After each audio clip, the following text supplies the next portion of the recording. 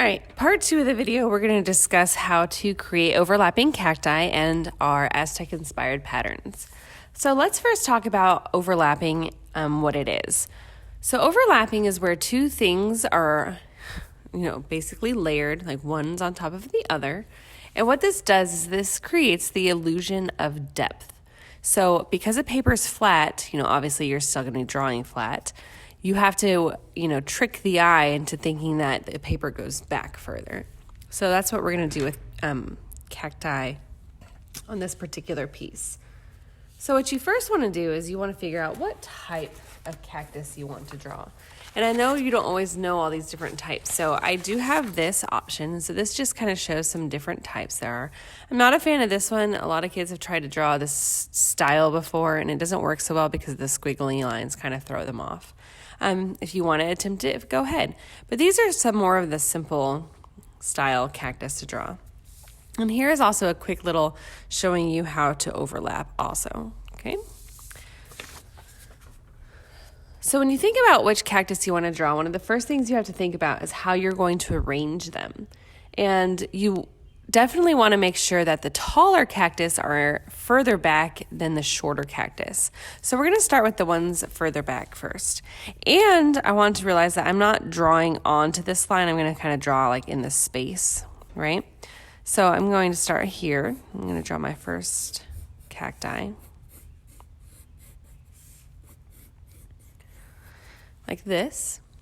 And then I have to think, what else do I want? And I would like another one over here. Now, this is the style. It looks like it has arms. And so I'm actually going to draw like a skeleton of it first, kind of like when we did the block letters.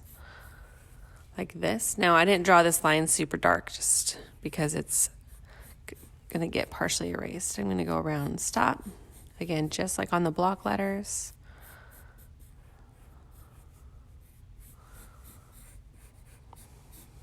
And down.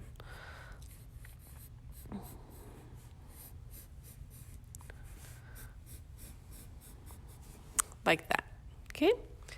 And lastly, I'm going to have one in the front, and so this one's going to be bigger and curve around.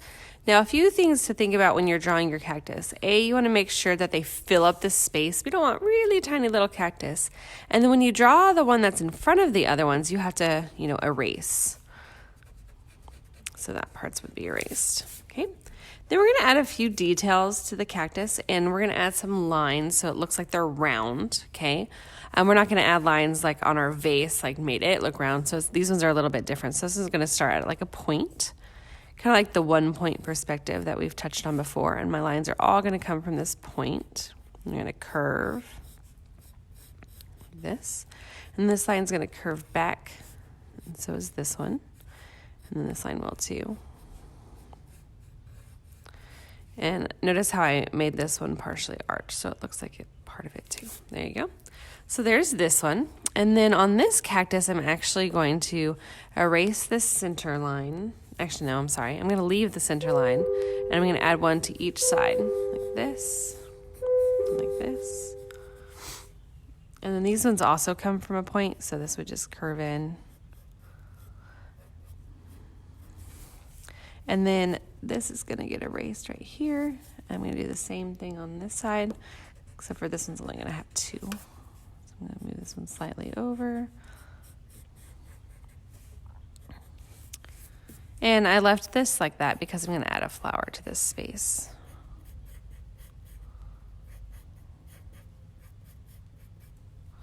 Like that. And then over here, I'm going to add some spikes to this later. So for right now, I'm just going to add a flower as well. Now, you don't have to add flowers. I just am a fan, and they don't have to look like this. You can look however you like. Some people like to draw flowers. I just wouldn't draw like a rose-style flower on a cactus because that doesn't really go. All right, so here's just my quick cacti. And then I got to draw the back of my pot, and the back of my pot curves, okay, like this. Now, if I had little gaps back here, I would have continued my pot in those gaps too, but I don't have any of those, okay? So that's how you draw your cacti. Then after you're done with your cacti, you're going to move on to your designs. And so this project doesn't deal with creating your own designs. This project deals with being able to duplicate a design. So duplication is something that is important in art just because it's harder to do than most people think. And you have to really have that sense of, control of your hand and control of your eyes and understanding what you're looking at and being able to put it on a piece of paper. So these are some of the designs that we're going to work on duplicating. So there's a whole bunch on this side, and then there's a whole bunch on this side. I passed these out in class, and I also gave them to my online learners. If you don't have one, it's loaded up as a document in Google Classroom, okay? So some of these designs are a little bit trickier, like this one, for example, or this one, and these two are also very similar. There's also some that are, more intricate, like these flowers, and then there's a lot of them that are really, really simple. So I have all these different types because everybody's at a different skill level. So what you want to do is you want to go through and kind of find what you feel like your skill level is, and then go ahead and duplicate those. This particular design right here, I'm not a fan of. It doesn't look good, but if that's what your heart desires, then that's what your heart desires. So again, there's just lots of different designs. And you also want to create a balance on your work, because you want to make sure that you have, some dark areas and some lighter areas as well. Okay?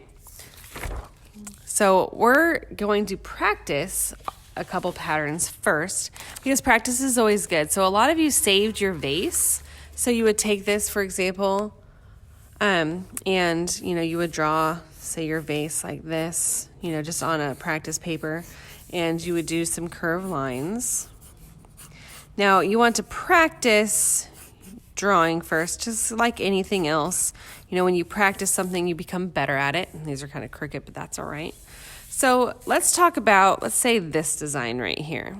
Okay, this is one of my more favorite designs, and it has like what I would consider a guideline. Like every one of these points is in line with the space in between the circles. Points, space. And so on my vase, I'm going to draw a guideline. Now this is just kind of splits it in half, like this. And then from here, I'm going to draw down like this. And then I would have my circles in between.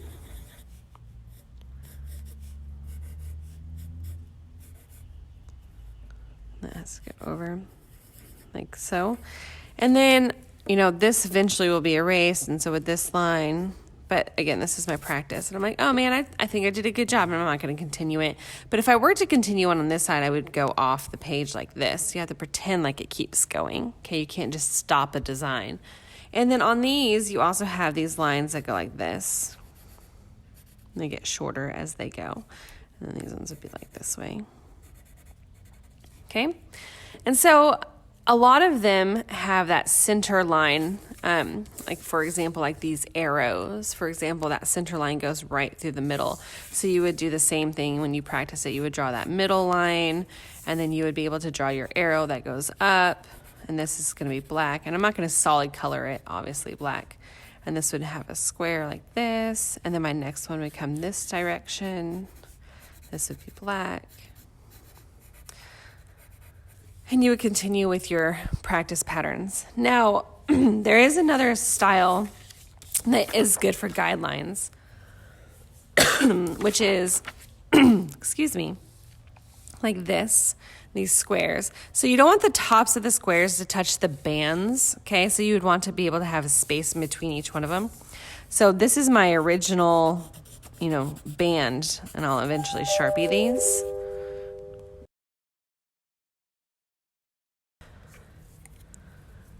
And because we are going to Sharpie these bands, we don't want to draw right next to them. So I'm going to give myself a slight guideline like this. So this space will end up being white. And this is going to be the bottom part of my design. And I'm going to do the same on the top.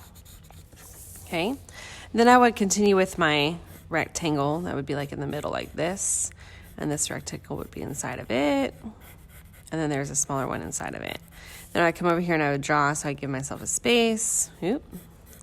I draw it. This is the bottom of the rectangle. It goes off the page. And then this one would go like this, and this one would go on the inside here. And the same thing on this side, and this one obviously is gonna go off. So it'd be like this, and so on and so forth. So you really just want to plan out your designs. And again, this is just practice, and you can kind of sit there and mess with it. It's not that big of a deal. Once you're comfortable with your practicing, then you're gonna actually start on your real project. So you would get it back out, and you would decide, what exactly do I want to draw on this? And then once you figure that, you would start drawing.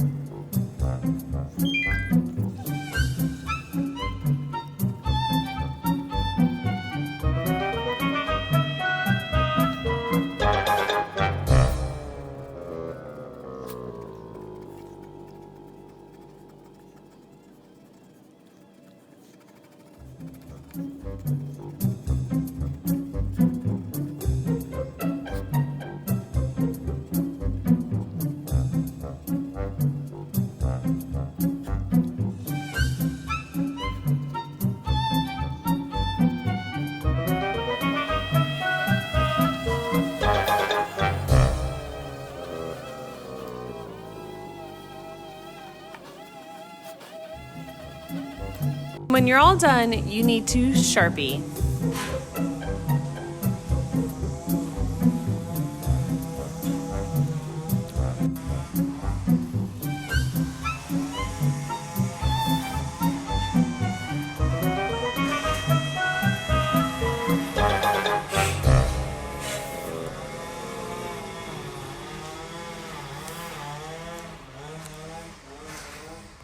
Once it's all Sharpied, the last thing that you would like to do before we paint is just to add some little spikes. And I'm using my ultra fine tip Sharpie for this.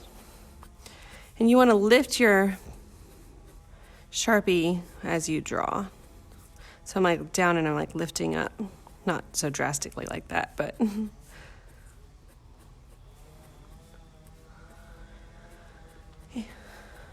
And all your cactuses can have different ones. So this one maybe just has like little V's on it. Or like some of them can be tries. And you want them to grow off your cacti as well. Now don't go too crazy with your little spikes.